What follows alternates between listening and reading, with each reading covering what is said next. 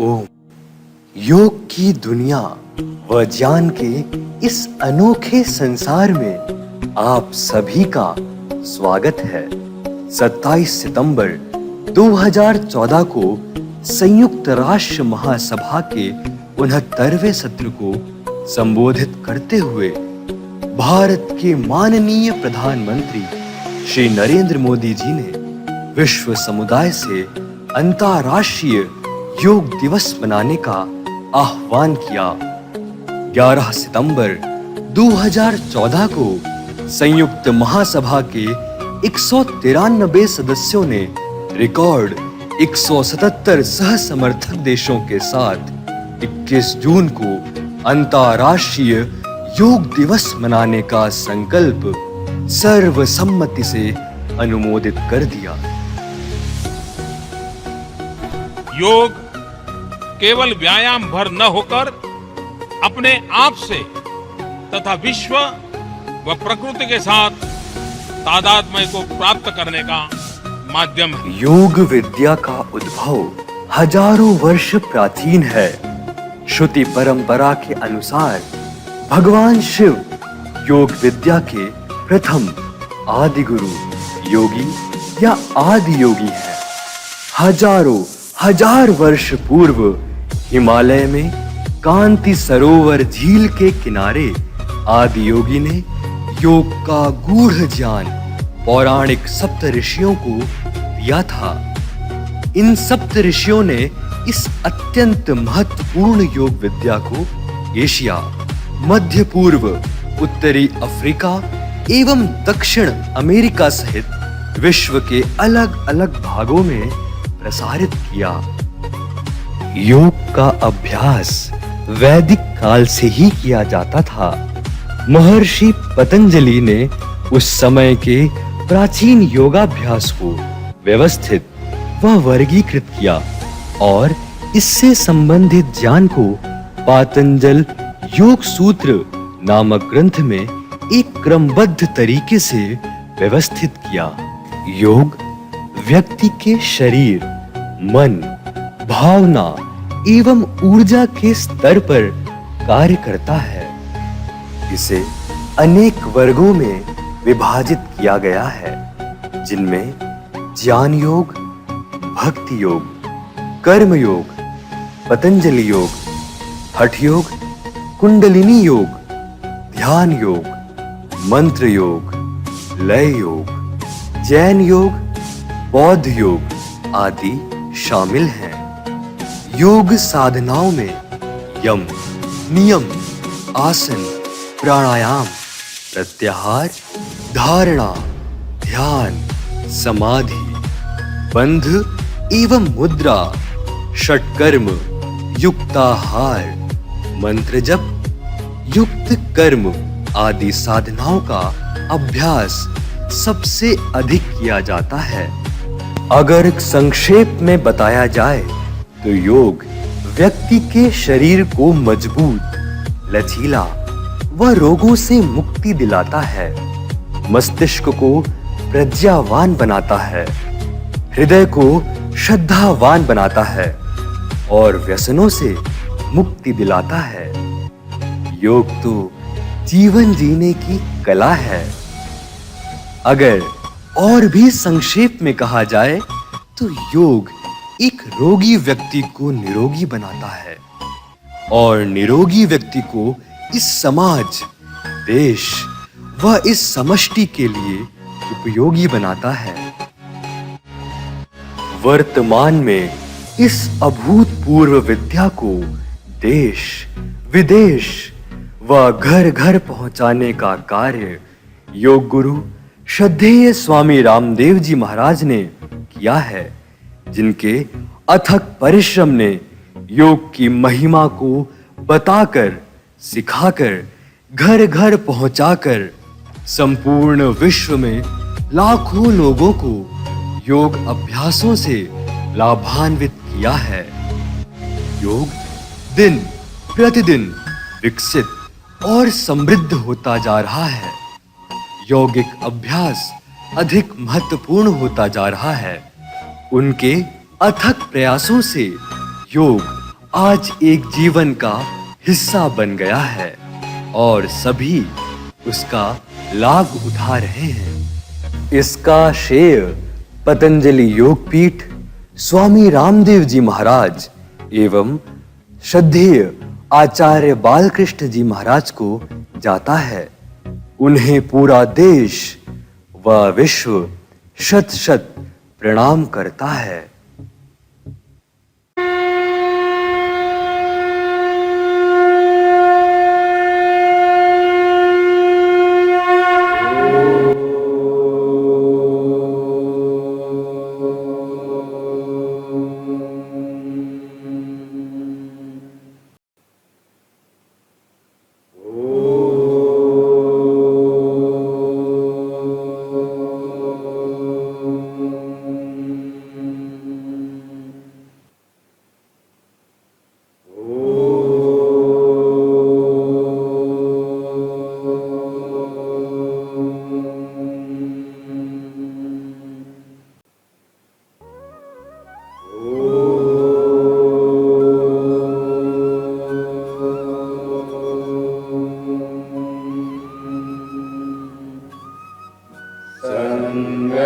संगच्छध्वं संवदध्वं संभो मनांसि जानता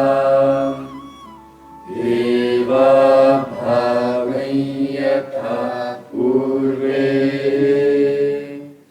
संजानानामुपासते संजानानामुपासते। हम सभी प्रेम से मिलकर चलें, मिलकर बोलें और सभी जारी बने। अपने पूर्वजों की भांति हम सभी कर्तव्यों का पालन करें। प्रथम चरण ग्रीवा चालन, आगे तथा पीछे झुकाना। पैरों में 2 से 3 इंच का फासला रखकर खड़े हो जाएं और दोनों हाथ कमर पर रखें। श्वास को बाहर निकालते हुए सिर को धीरे धीरे आगे झुकाएं व ठुड्डी को वक्षस्थल से छूने का प्रयास करें। फिर श्वास को भरते हुए धीरे धीरे गर्दन को पीछे ले जाएं।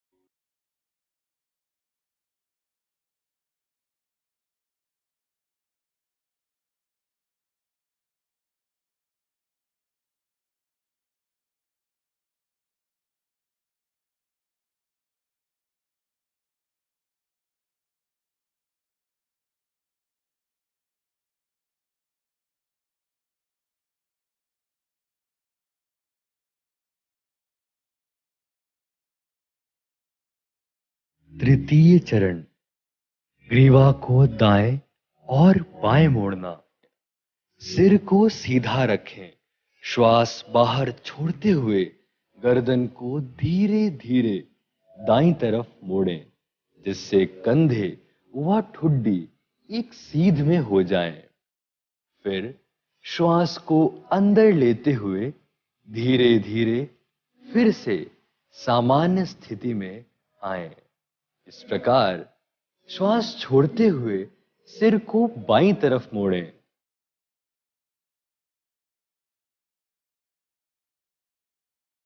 फिर श्वास को अंदर भरते हुए सिर को सामान्य स्थिति में धीरे धीरे वापस लाएं।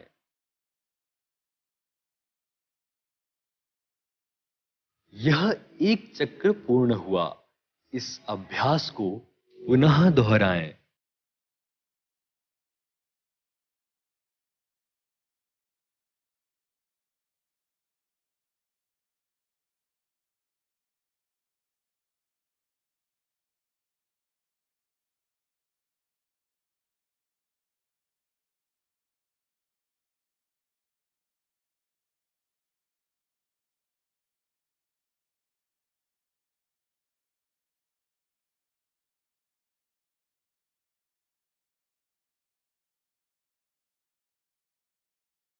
चतुर्थ चरण, ग्रीवा को गोलाकार घुमाना।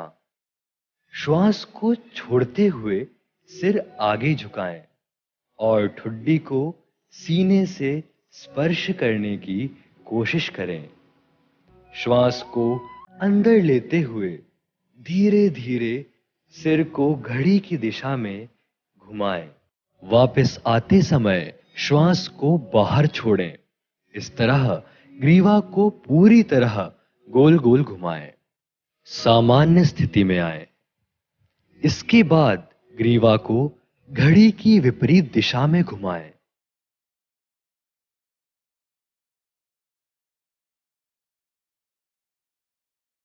यह एक चक्र पूर्ण हुआ। अब इस अभ्यास को पुनः दोहराएं।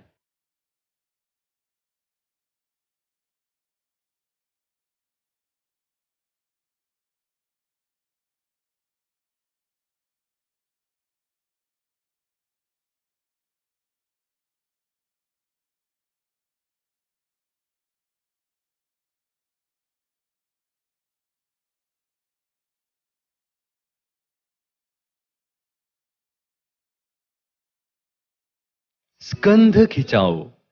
दोनों हाथों की हथेलियों को भूमि की तरफ रखते हुए दोनों बाजुओं को कंधे के स्तर पर लाएं और फिर कानों से सटा दें।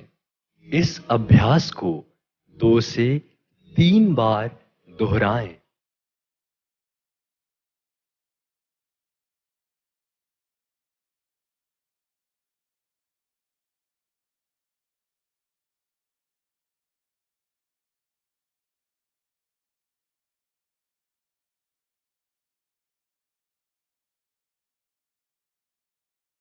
स्कंध चक्र, स्कंध चालन।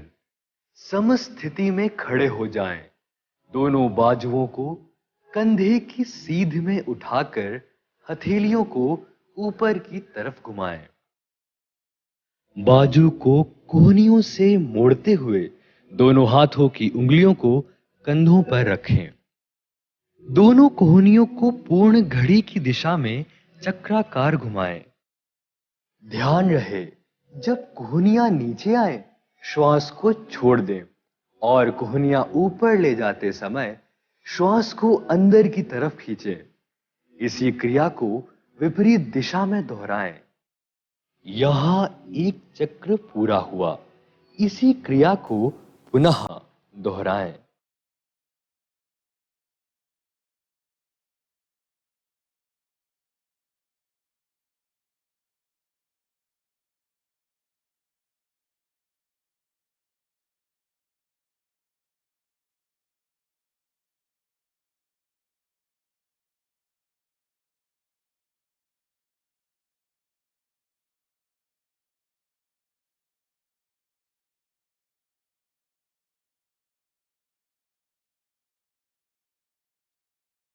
बाजुओं को सीधा करें और समस्थिति में आ जाएं।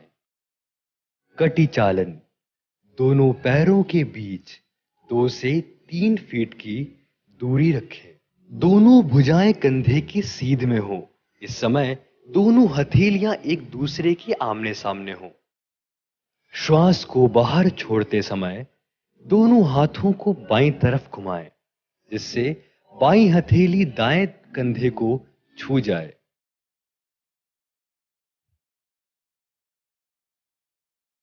श्वास को अंदर लेते हुए हाथों को धीरे धीरे सामने की ओर लाएं। फिर श्वास को छोड़ते हुए दोनों हाथों को दाईं तरफ घुमाएं, जिससे दाईं हथेली बाएं कंधे से स्पर्श कर जाए। श्वास लेते हुए पूर्व स्थिति में आएं।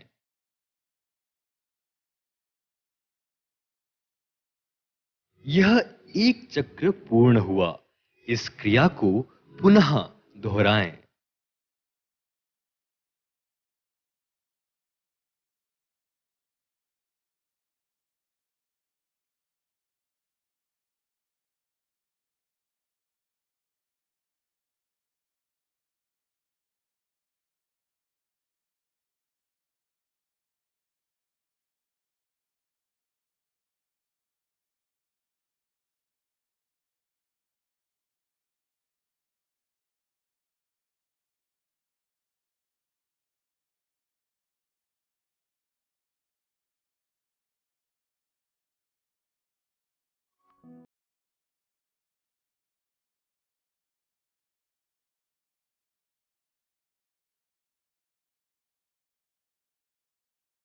समस्थिति में पुनः आ जाएं।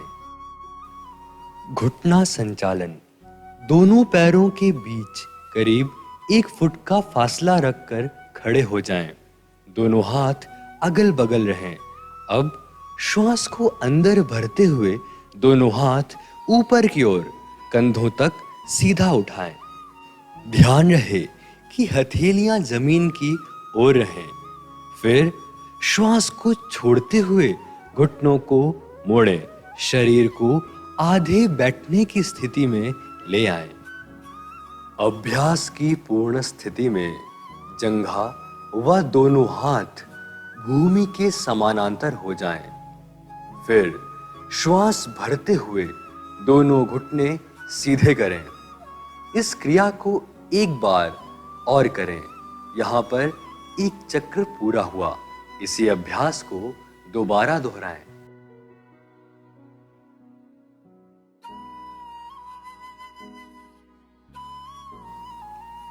चरण 3, आसन। ताड़ यानी ताड़ का पेड़, ताड़ासन। शरीर की स्थिति को ताड़ के पेड़ की तरह बनाना ताड़ासन कहलाता है। सर्वप्रथम दोनों पैरों के बीच 2 से 3 इंच दूरी बनाते हुए खड़े हो जाएं। अब अपने हाथों को कंधों तक सामने की ओर उठाएं। दोनों हाथों की उंगलियां आपस में गूंथ लें।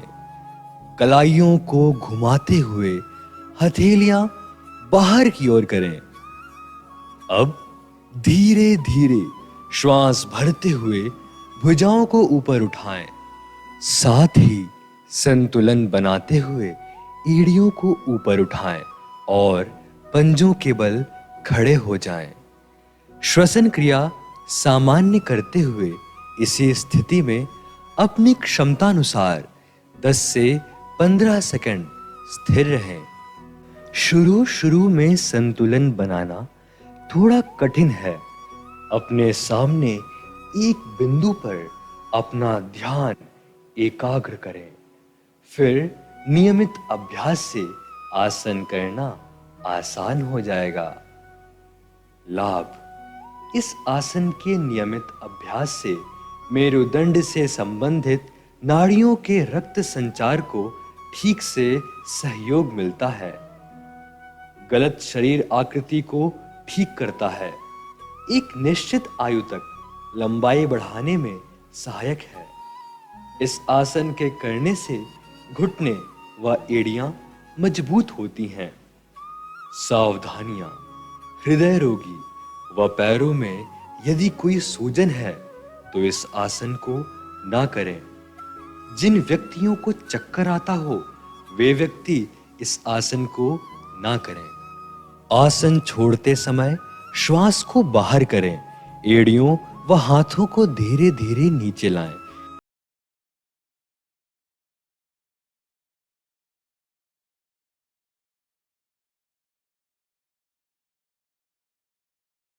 वह पूर्व स्थिति में वापस आ जाएं। वृक्षासन। वृक्ष का अर्थ है पेड़। इस आसन में आपके शरीर की स्थिति एक पेड़ के समान हो जाती है। तनी हुई वह मजबूत हो जाती है। अपने दोनों पैरों का फासला 2 इंच बनाकर सीधे खड़े हो जाएं। अपने सामने किसी एक बिंदु पर ध्यान एकाग्र करें। एक लंबी गहरी श्वास लेते हुए अपने दाएं पैर को उठाकर बाएं पैर की जंघा पर रख दें। एक बात का ध्यान रखें कि आपकी एड़ी मूल भाग से सटी रहे। संतुलन बन जाने पर गहरा श्वास लें। दोनों हाथों को धीरे धीरे ऊपर उठाते जाएं और सिर के ऊपर ले जाकर नमस्कार मुद्रा बनाएं। सामान्य श्वसन क्रिया करते रहें। 10 से 30 सेकंड अपनी क्षमता अनुसार इसी स्थिति में बने रहें। लाभ: यह आसन मस्तिष्क में संतुलन, स्थिरता व सजगता को बढ़ाता है। तंत्रिका से संबंधित स्नायुओं के समन्वय को बेहतर बनाता है। शरीर को संतुलित बनाता है। सहनशीलता एवं जागरूकता बढ़ाता है। दोबारा। तंत्रिका से संबंधित स्नायुओं के समन्वय को बेहतर बनाता है। शरीर को संतुलित बनाता है। सहनशीलता एवं जागरूकता बढ़ाता है। पैरों की मांसपेशियों को गठीला बनाता है और लिगामेंट्स का भी कायाकल्प करता है। सावधानियां: कृपया अर्थराइटिस, चक्कर आने और मोटापा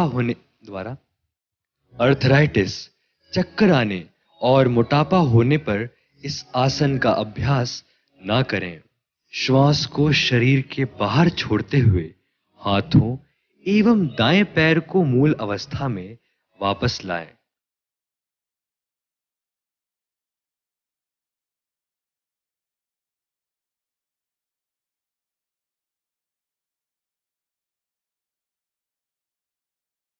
शरीर को शिथिल करते हुए इस आसन का अभ्यास पुनः बाएं पैर से करें।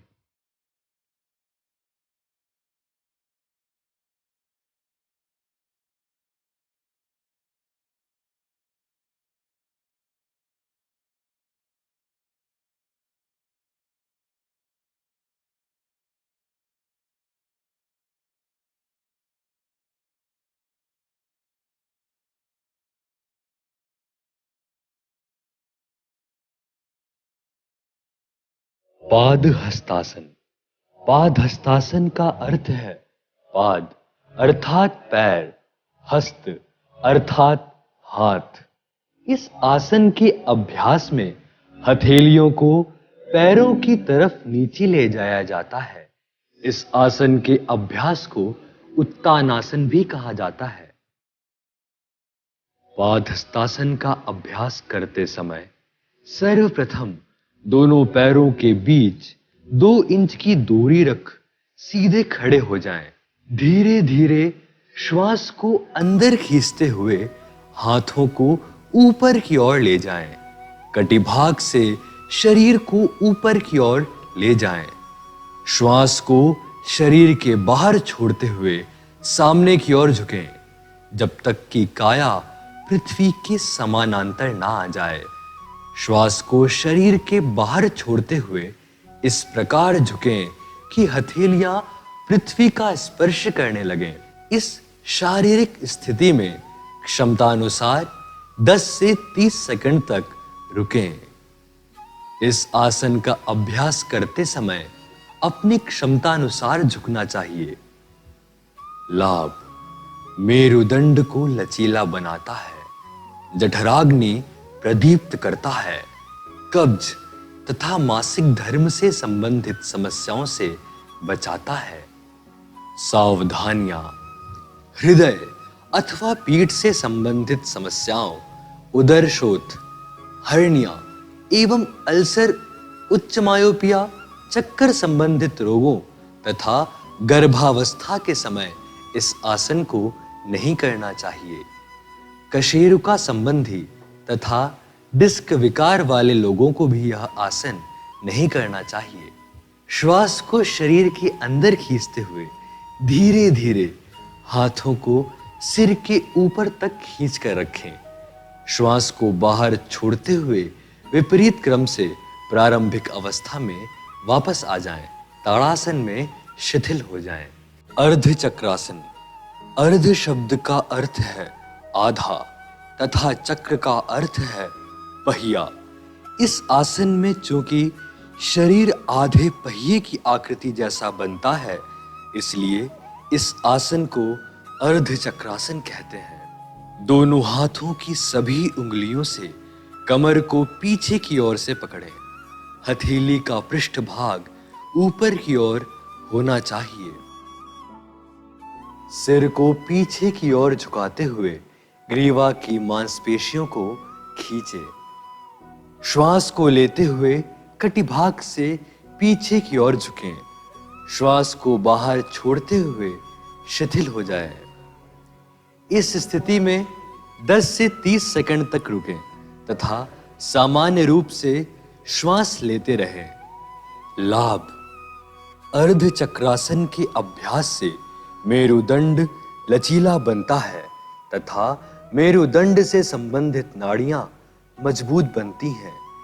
ग्रीवा की मांसपेशियों को मजबूत बनाता है तथा श्वसन क्षमता बढ़ाता है। सर्वाइकल स्पॉन्डिलाइटिस में सहायता प्रदान करता है। सावधानियां: यदि आपको चक्कर आता हो तो इस आसन का अभ्यास करने से बचें। उच्च रक्तचाप वाले व्यक्ति अभ्यास करते समय सावधानी से पीछे की ओर झुकें।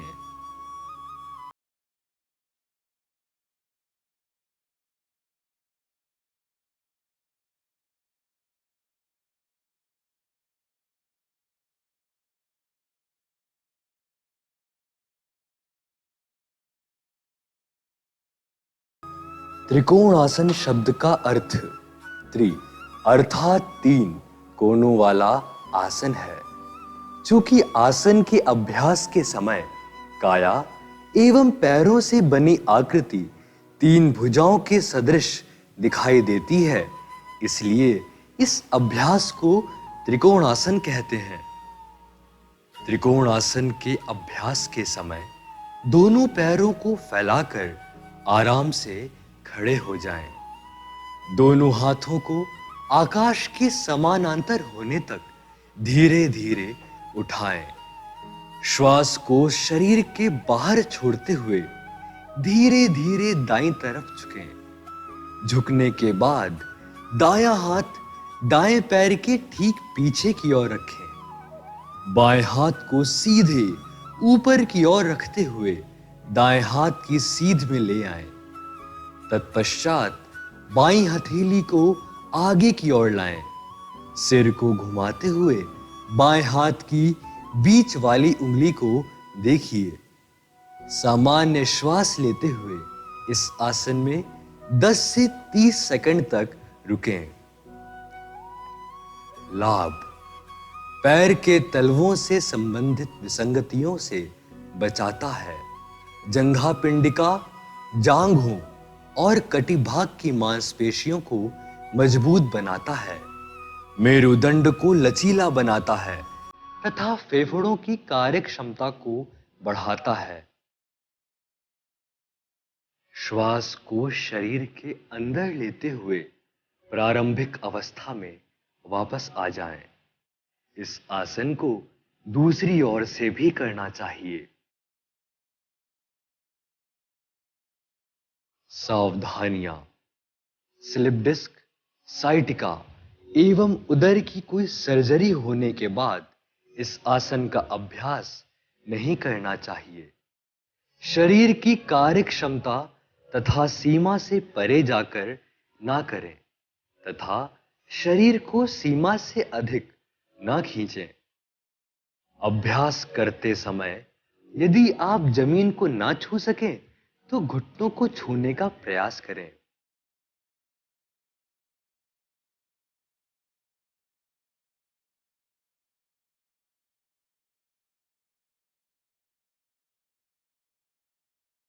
भद्रासन।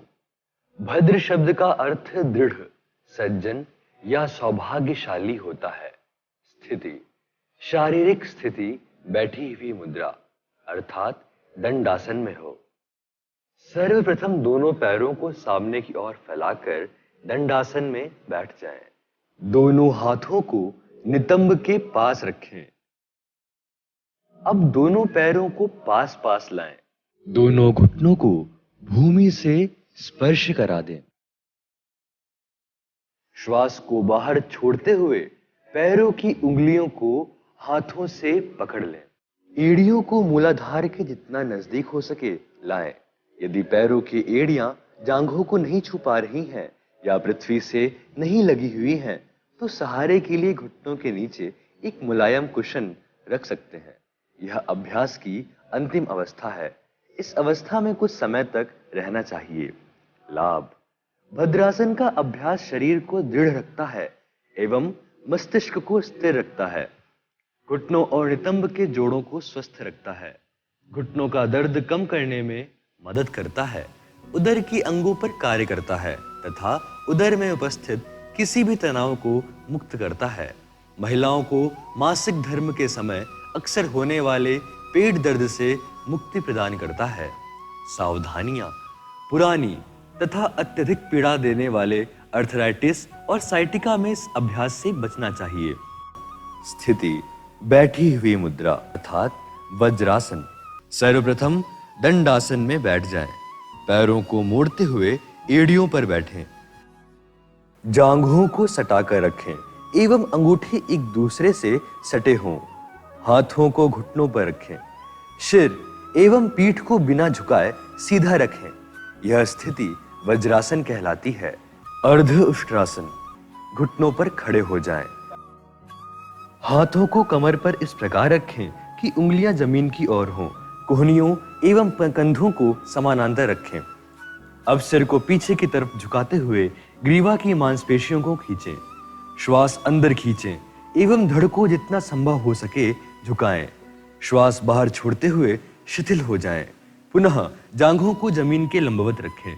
सामान्य रूप से श्वास लेते हुए इस मुद्रा में अपनी क्षमता अनुसार 10 से 30 सेकंड तक स्थिर रहें। एवं पीठ दर्द से मुक्ति मिलती है। सिर एवं हृदय क्षेत्र में रक्त संचार बढ़ाता है।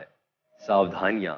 हर्निया एवं उदर संबंधी गंभीर व्याधि तथा अर्थराइटिस, चक्कर आने स्त्रियों के गर्भावस्था के समय इस आसन का अभ्यास नहीं करना चाहिए। श्वास अंदर खींचते हुए सामान्य मुद्रा में वापस लौटते हुए वज्रासन में बैठ जाएं।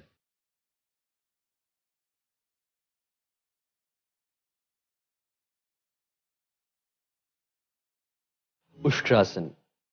अर्ध उष्ट्रासन में अपने हाथों की हथेलियों को एड़ियों पर रख देना उष्ट्रासन कहलाता है। वज्रासन में बैठें और घुटनों के बल खड़े हो जाएं। हाथों को पीछे घुमाते हुए कमर को पीछे झुकाते जाएं और हथेलियों को एड़ी पर रख दें।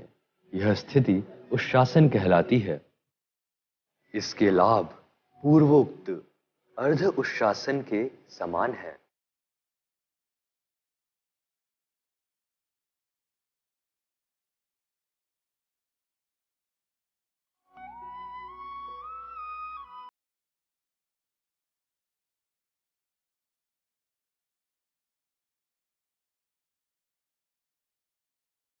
शशकासन। शशक शब्द का अर्थ है खरगोश। क्योंकि इस आसन के अभ्यास में शरीर की आकृति खरगोश जैसी बनती है, इसलिए इसे शशकासन कहते हैं। सर्वप्रथम वज्रासन में बैठें। दोनों पैरों के घुटनों को एक दूसरे से दूर फैलाएं। इस प्रकार बैठें कि पैरों के अंगूठे एक दूसरे से मिल जाएं। दोनों हथेलियों को घुटनों के बीच पृथ्वी पर रखें। श्वास को बाहर छोड़ते हुए दोनों हथेलियों को सामने की ओर स्वयं से दूर ले जाएं। आगे की ओर झुकते हुए ठुड्डी को जमीन पर रखें। दोनों भुजाओं को समानांतर रखें। सामने की ओर देखें और यह स्थिति बनाए रखें। लाभ: शशकासन का अभ्यास तनाव, क्रोध आदि को कम करने में सहायक है।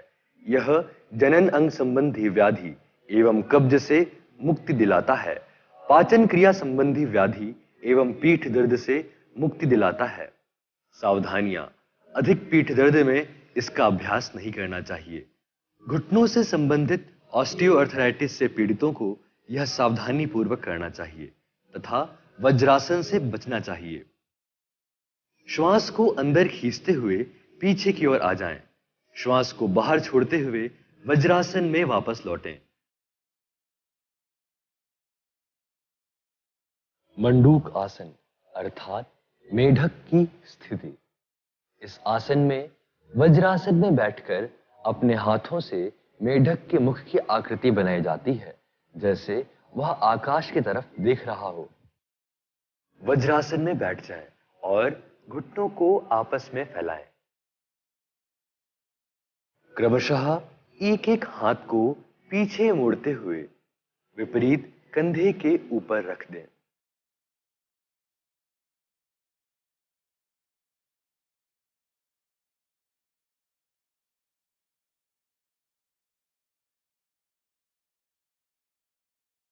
वापस आते समय यथावत दोनों हाथों को क्रमशः ऊपर उठाते हुए घुटनों पर रखें।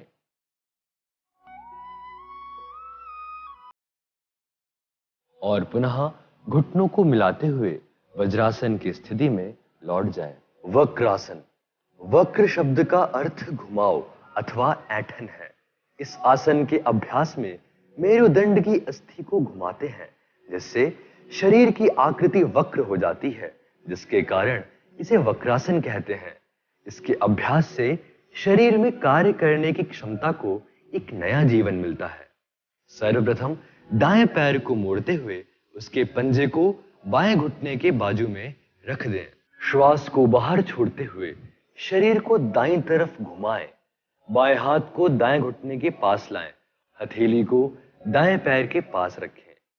दाएं हाथ को पीछे ले जाएं और हथेली को जमीन पर रखें जब तक कि पीठ लंबवत न हो जाए। गर्दन को पीछे घुमाएं। इसमें 10 से 30 सेकंड के लिए स्थिर बने रहें। सामान्य श्वास प्रश्वास लेते रहें और शरीर को शिथिल कर दें। लाभ: मेरुदंड की अस्थि में लचीलापन बढ़ाता है। कब्ज एवं अग्निमांद्य डिस्पेप्सिया को दूर करने में सहायता प्रदान करता है। पैनक्रियास की शक्ति बढ़ाता है एवं मधुमेह के प्रबंधन में सहायता प्रदान करता है। आसन छोड़ते समय श्वास को बाहर छोड़ें। गर्दन को सीधी करें। अपने हाथों को हटा लें।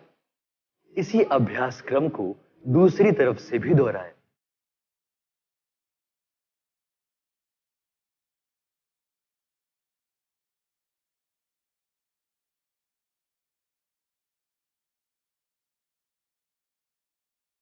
सावधानियां: अधिक पीठ दर्द में इसका अभ्यास नहीं करना चाहिए। वर्टिब्रल और डिस्क डिसऑर्डर की स्थिति में इस आसन को नहीं करना चाहिए। उदर की सर्जरी के बाद एवं मासिक धर्म के दिनों में इस आसन को ना करें।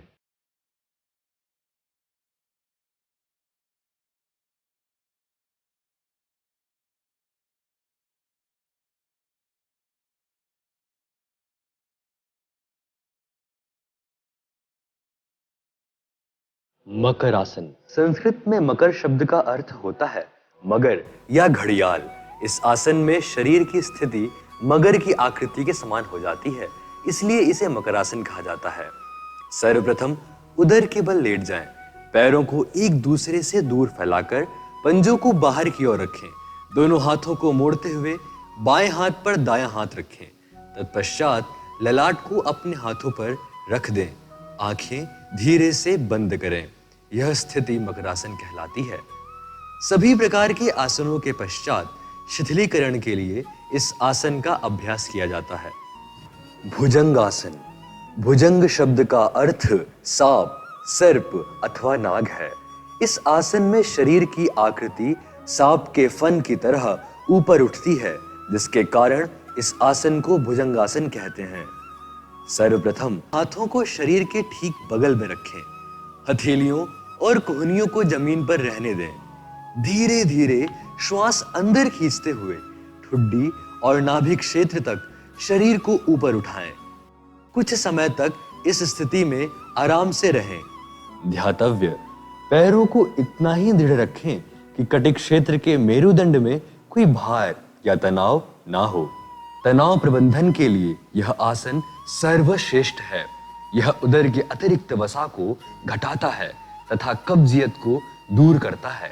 पीठ दर्द और श्वास नली से संबंधित समस्याओं को दूर करता है। पुनः श्वास को बाहर छोड़ते हुए ललाट को जमीन पर शिथिल होने दें। हथेलियों के ऊपर सिर तथा पैरों को फैलाकर शरीर को शिथिल करें। जिन लोगों की उदर संबंधी सर्जरी हुई है, उन्हें 2 से 3 महीने तक इस आसन को नहीं करना चाहिए। जो लोग हर्निया, अल्सर से पीड़ित हों, उन्हें इस आसन का अभ्यास नहीं करना चाहिए। शलभासन। शलभ शब्द का अर्थ टिड्डी होता है, जो एक प्रकार का कीड़ा होता है। सर्वप्रथम मकरासन की स्थिति में लेट जाएं। ठुड्डी को पृथ्वी पर टिकाकर दोनों हाथों को शरीर के बगल में रखें। श्वास अंदर खींचें। घुटनों को मोड़े बिना पैरों को पृथ्वी से जितना हो सके ऊपर उठाएं। हाथों को इस तरह बढ़ाएं कि शरीर जमीन से आसानी से उठ सके। इस स्थिति में अपनी क्षमता अनुसार 10 से 20 सेकंड तक स्थिर रहें और सामान्य रूप से श्वास लेते रहें। हृदय रोगियों को इस आसन का अभ्यास करने से बचना चाहिए। पीठ के निचले हिस्से में अधिक दर्द होने पर सावधानी पूर्वक अभ्यास करना चाहिए। उच्च रक्तचाप, पेप्टिक अल्सर एवं हर्निया व्याधि से पीड़ित व्यक्ति को यह अभ्यास नहीं करना चाहिए। श्वास बाहर छोड़ते हुए पैरों को पृथ्वी पर वापस लाएं। कुछ समय के लिए मकरासन की स्थिति में लेट जाएं।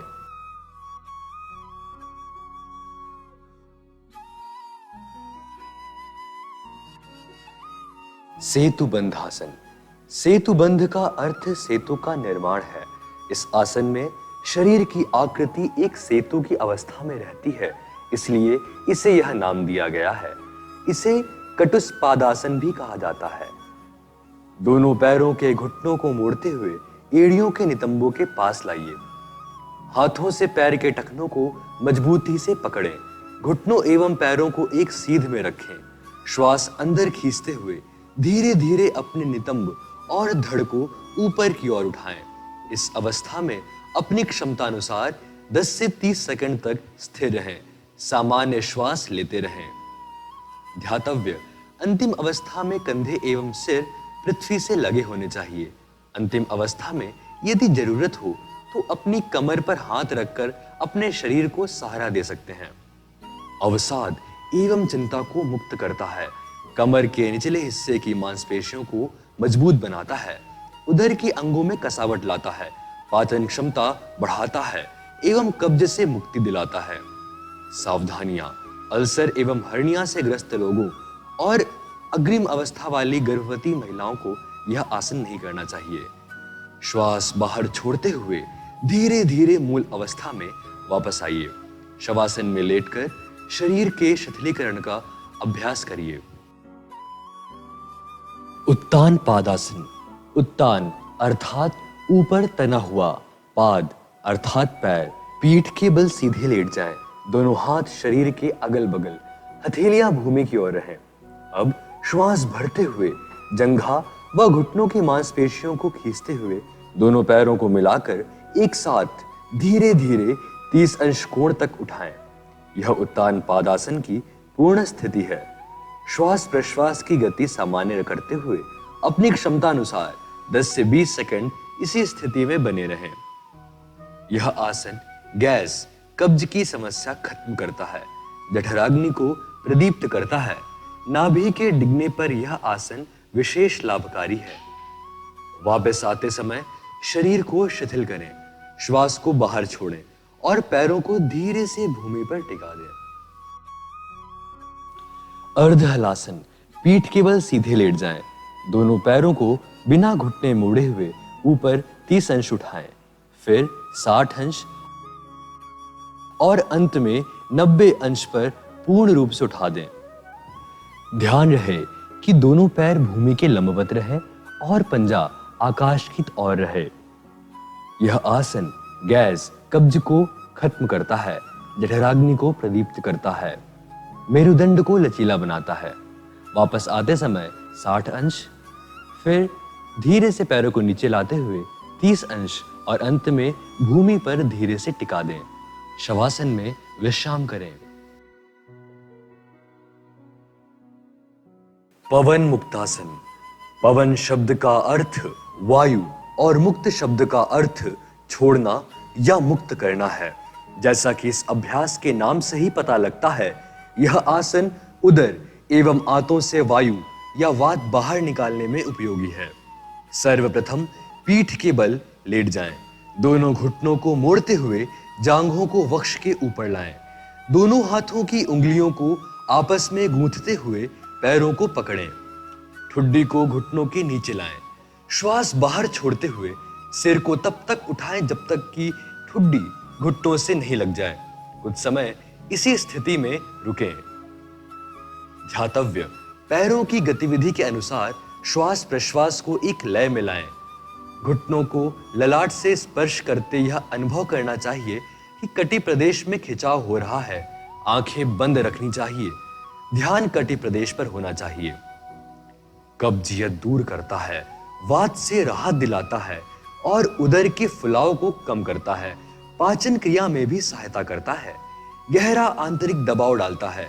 श्रोणि और कटिक क्षेत्र में मांसपेशियों, लिगामेंट्स और स्नायुओं की अति जटिल समस्याओं का निदान करता है। उनमें कसावट लाता है। यह पीठ की मांसपेशियों और मेरु के स्नायुओं को सुगठित बनाता है। सावधानियां, उदर संबंधी व्याधि, हर्निया, साइटिका या तीव्र पीठ दर्द तथा गर्भावस्था के समय इस अभ्यास को ना करें। कुछ समय बाद सिर को वापस जमीन पर ले आएं। श्वास बाहर छोड़ते समय पैरों को पृथ्वी पर लाएं। अभ्यास के अंत में शवासन में आराम करें। शवासन, शव शब्द का अर्थ मृतदेह है। इस आसन में अंतिम अवस्था एक मृतदेह जैसी होती है। सर्वप्रथम पीठ के बल लेट जाएं। हाथों और पैरों को आरामदायक स्थिति में फैलाकर रखें। हथेलियां ऊपर की ओर हों तथा आंखें बंद हों। पूरे शरीर को अचेतनावस्था में शिथिल छोड़ दें। नैसर्गिक श्वास प्रश्वास प्रक्रिया पर ध्यान केंद्रित करें। इस प्रक्रिया को एक लय में मंद मंद चलने दें। इस अवस्था में तब तक रहें जब तक कि पूर्ण विश्रांति एवं चित्त शांति न हो जाए। सभी प्रकार के तनावों से मुक्त करता है। शरीर तथा मस्तिष्क दोनों को आराम प्रदान करता है। पूरे मन तथा शरीर तंत्र को विश्राम प्रदान करता है। बाहरी दुनिया के प्रति लगातार आकर्षित होने वाला मन अंदर की ओर गमन करता है। इस तरह यह धीरे धीरे आत्मसात होता है कि मस्तिष्क स्थिर है। अभ्यासकर्ता बाहरी वातावरण से अलग होकर शांत बना रहता है। तनाव एवं इसके परिणामों के प्रबंधन में यह बहुत लाभदायक आसन पाया गया है। कपालभाति, सर्वप्रथम किसी भी ध्यानात्मक आसन, सुखासन, पद्मासन, वज्रासन आदि में बैठ जाएं। आंखें बंद करके पूरे शरीर को शिथिल करना चाहिए। दोनों नथनों से गहरी श्वास अंदर खींचते हुए वक्ष को फुलाएं। उदर की मांसपेशियों को दबाव पूर्वक अंदर बाहर करते हुए श्वास छोड़िए और ग्रहण करिए। सक्रियता पूर्वक श्वास को बाहर छोड़िए एवं निष्क्रियता पूर्वक उच्छ्वास करिए। कम से कम 3 श्वास के 30 चक्र पूरे करने चाहिए। इसके बाद गहरी श्वास अंदर लेते हुए धीरे धीरे बाहर छोड़ें। यह कपालभाति का एक चक्र पूरा हुआ। इसी प्रकार प्रत्येक चक्र पूरा करने के बाद गहरी श्वास लें। इस अभ्यास को कम से कम 2 बार और दोहराएं। श्वसन क्रिया। यह श्वसन क्रिया उदर की मांसपेशियों के अतिरिक्त दबाव के बिना होनी चाहिए। श्वास बाहर छोड़ने की क्रिया वक्ष एवं कंधे के क्षेत्र में कोई अनुचित गतिविधि के अतिरिक्त होनी चाहिए। पूरे अभ्यास के समय श्वास का उच्छ्वास सहज रूप से होना चाहिए। प्रारंभिक अवस्था में 3 चक्र तक अभ्यास कर सकते हैं। प्रत्येक चक्र में 20 श्वासोच्छ्वास संख्या होनी चाहिए। धीरे धीरे अभ्यास बढ़ाया जा सकता है। कपालभाति कपाल को शुद्ध करता है, कफ विकारों को समाप्त करता है। यह जुकाम, साइनोसाइटिस, अस्थमा एवं श्वास नली संबंधित संक्रमणों में लाभदायक है। यह पूरे शरीर का कायाकल्प करता है और चेहरे को सुकोमल और दीप्तिमान बनाए रखता है। यह तंत्रिका तंत्र को संतुलित बनाकर शक्तिशाली बनाता है, साथ ही पाचन शक्ति को बढ़ाता है। हृदय संबंधी व्याधियों में चक्कर आने, उच्च रक्तचाप, नासिका से रक्त प्रवाह, मिर्गी, माइग्रेन स्ट्रोक, हर्निया एवं गैस्ट्रिक अल्सर होने की स्थिति में इस अभ्यास को नहीं करना चाहिए। प्राणायाम, नाड़ी शोधन अथवा अनुलोम विलोम प्राणायाम। इस प्राणायाम की मुख्य विशेषता यह है कि बाएं एवं दाईं नासिका रंध्रों के द्वारा एकांतर रूप से श्वास प्रश्वास को रोककर अथवा बिना श्वास प्रश्वास को रोके श्वसन करते हैं। सर्वप्रथम किसी भी ध्यानात्मक आसन में बैठिए। मेरुदंड की अस्थि एवं सिर को सीधा करके आंखें बंद करें। कुछ गहरी श्वासों के साथ शरीर को शिथिल करें। जान मुद्रा में बाईं हथेली बाएं घुटने के ऊपर रखें। दायां हाथ नासाग्र मुद्रा में होना चाहिए। अनामिका एवं कनिष्ठिका उंगली बाईं नासिका पर रखें। मध्यमा और तर्जनी उंगली को मोड़कर रखें। दाएं हाथ का अंगूठा दाईं नासिका पर रखें। बाईं नासिका से श्वास ग्रहण करें। इसके बाद कनिष्ठिका और अनामिका उंगलियों से बाईं नासिका बंद कर दें। दाईं नासिका से अंगूठा हटाकर दाईं नासिका से श्वास बाहर छोड़ें। तत्पश्चात एक बार दाईं नासिका के द्वारा श्वास ग्रहण करें। श्वासोच्छ्वास के अंत में दाईं नासिका को बंद करें। बाईं नासिका खोलें तथा इसके द्वारा श्वास बाहर छोड़ें। यह पूरी प्रक्रिया नाड़ी शोधन या अनुलोम विलोम प्राणायाम का एक चक्र है। यह पूरी प्रक्रिया 5 बार दोहराई जा सकती है। अनुपात एवं समय। प्रारंभिक अभ्यासियों के लिए श्वासोच्छ्वास की क्रिया की अवधि बराबर होनी चाहिए। धीरे धीरे इस श्वासोच्छ्वास क्रिया को क्रमशः 1:2 कर देनी चाहिए। श्वसन क्रिया मंद, समान एवं नियंत्रित होनी चाहिए। इसमें किसी भी प्रकार का दबाव या अवरोध नहीं होना चाहिए। इस प्राणायाम का मुख्य उद्देश्य शरीर में ऊर्जा का वहन करने वाली मुख्य स्रोतों का शुद्धिकरण करना है। अतः यह अभ्यास पूरे शरीर का पोषण करता है, मन में निश्चलता लाता है तथा शांति प्रदान करता है और एकाग्रता बढ़ाने में सहायक है। जीवन शक्ति को बढ़ाता है और तनाव एवं चिंता के स्तर को कम करता है। यह कफ विकार को भी कम करता है।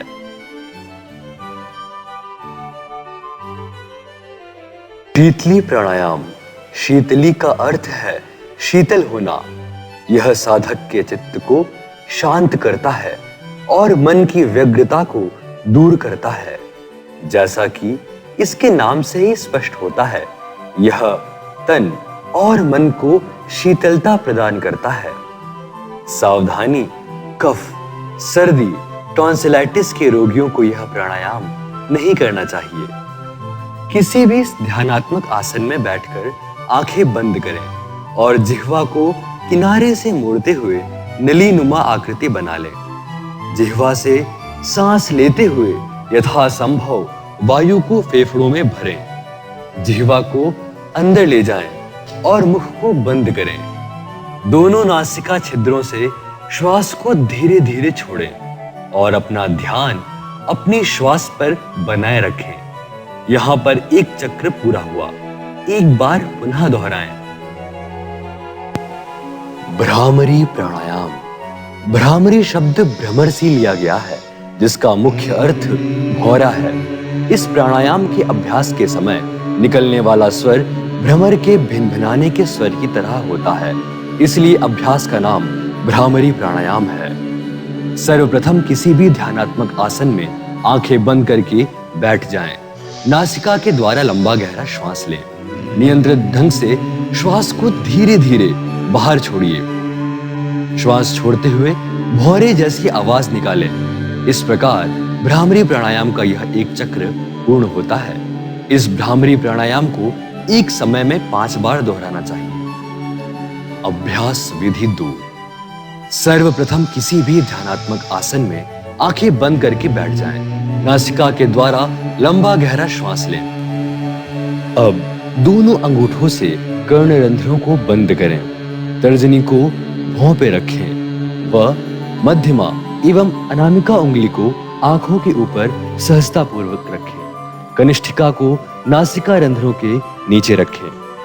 धीरे धीरे नियंत्रित रूप से श्वास को बाहर छोड़ते समय भौरे जैसी आवाज निकालें।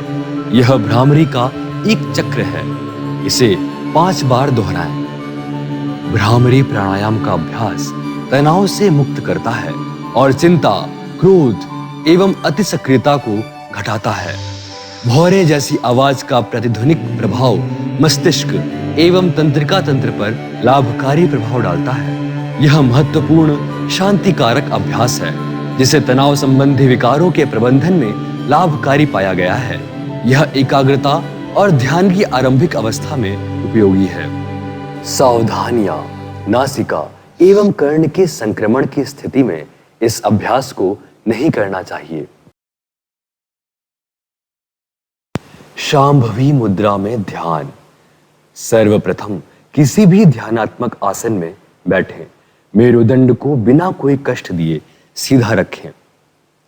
निम्नानुसार ज्ञान मुद्रा में बैठें। अंगूठे और तर्जनी उंगली के सिरों को आपस में स्पर्श कराएं। अन्य 3 उंगलियों को सीधी और आराम की मुद्रा में रखें। ऊपर की ओर खुली हुई हथेली को घुटनों पर रखें। हाथों एवं कंधों को ढीला और शिथिल कर दें। आंखें बंद करके मुख को थोड़ा ऊपर की ओर उठाकर बैठना चाहिए। एकाग्र होने की आवश्यकता है। केवल भौं के बीच में हल्का सा ध्यान केंद्रित करने की कोशिश करनी चाहिए। श्वासों के प्रति सचेत रहना चाहिए। पूर्व विचारों को छोड़ने का प्रयास करें। पवित्र व निर्मल विचार मन में लाने का प्रयास करें। इस स्थिति में ध्यान लगाकर कुछ समय तक बैठें। ध्यातव्य। ध्यान अभ्यास की प्रारंभिक अवस्था में मन को प्रसन्नचित्त करने वाला संगीत बजाया जा सकता है। जितने अधिक समय तक संभव हो इस स्थिति में रुकना चाहिए। ध्यान योग अभ्यास का सबसे महत्वपूर्ण घटक है। यह अभ्यासकर्ता को नकारात्मक भावनाओं से दूर रखता है। भय, क्रोध, अवसाद, चिंता दूर करता है और सकारात्मक भावनाओं को विकसित करता है। मस्तिष्क को शांत और निश्चल रखता है। एकाग्रता, स्मृति, विचारों की स्पष्टता और मनोबल को बढ़ाता है। पूरे शरीर और मस्तिष्क को पर्याप्त आराम देते हुए उनका कायाकल्प करता है। ध्यान आत्म अनुभूति की ओर ले जाता है।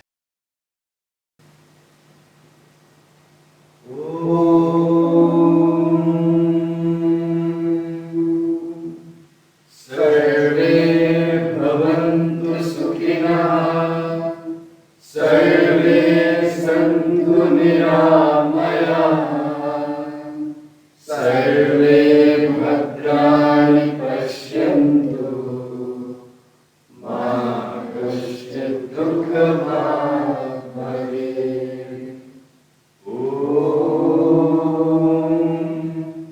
शांति शांति शांति। सब सुखी हो, सब सुखी हो, सब निरोगी हो, सब निरोगी हो, सब निरामय हो, सब निरामय हो, सबका मंगल हो, सबका मंगल हो, कोई दुखी न हो, कोई दुखी न हो। मैं संकल्प लेता हूँ, मैं संकल्प लेता हूँ कि सर्वदा अपनी सोच में संतुलन बनाए रखूंगा। ऐसी मनस्थिति मेरे उच्चतम आत्मविश्वास की असीम संभावनाएं प्रदान करती हैं। मैं अपने कर्तव्य निर्वाह के प्रति कुटुंब और कार्य के प्रति